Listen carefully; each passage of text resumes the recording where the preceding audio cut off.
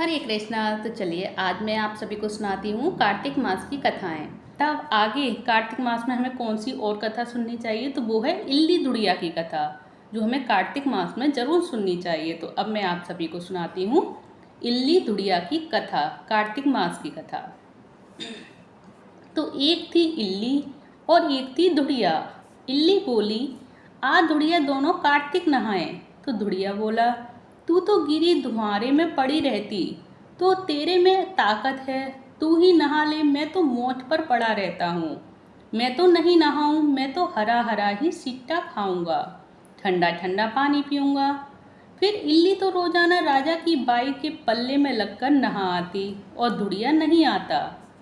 तो कार्तिक उतरने की पूर्णिमा को दोनों मर गए और इल्ली कार्तिक नहाई थी, इसीलिए उसने राजा के घर में जन्म लिया और वो राजकुमारी बनी, और धुड़िया राजा के घर में मेढक बना।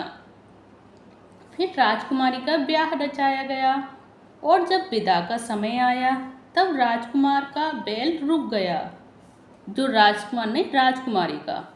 तो विदा का समय आया तब राजकुमारी का बैल रुक गया।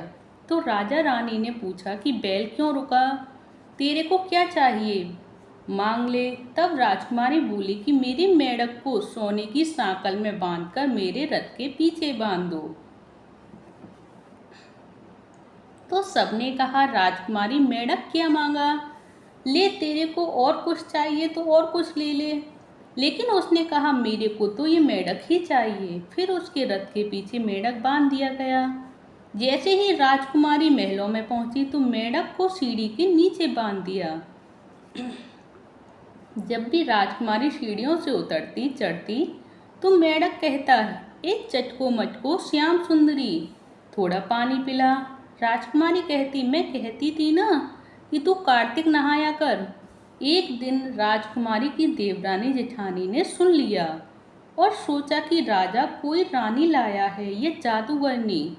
उसने राजकुमार से कहा कि तू रानी लाया है या जादूगरनी, जो आदमियों से तो बात नहीं करती और जानवरों से बात करती है। तो राजा ने कहा, जब तक मैं आंखों से नहीं देखूंगा मान नहीं सकता। तो एक दिन राजा छुपकर बैठ गया और राजकुमारी महलों से उतरी। तो फिर मेढक ने वही कहा और रानी ने भी वही जवाब दिया। तब राजा तलवार लेकर खड़ा हो गया और कहा कि तू मेढक से क्या बात करती है, सच्ची बात बता, नहीं तो मैं तलवार से तेरा सर काट दूंगा। तब रानी ने कहा कि मैं पहले जन्म में इल्ली थी और यह दुड़िया था, इसको मैंने कहा था कि आज दोनों कार्तिक नहाएंगे, तो यह तो नहाया नहीं और मैं नहा ली, इसीलिए मैं तो राजा के घर में राजकुमारी बनी और यह मेढक बना, इसीलिए हम दोनों पिछली बातें करते हैं। तो राजा ने कहा कि कार्तिक में गंगा नहाने का इतना फल होता है, तो हम भी अब नहाएंगे कार्तिक और खूब दान पुण्य करेंगे, जिससे हमें आगे इससे भी ज़्यादा फल मिलेगा। तो दोनों कार्तिक नहाने लगे और राजा के घर खूब संपत्ति हो गई।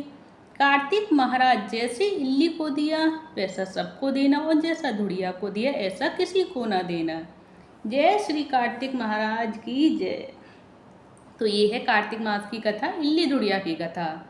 तो जो मैंने आप सभी को सुनाई, आप एक दूसरे के साथ शेयर करके पुण्य के भागी बन सकते हैं।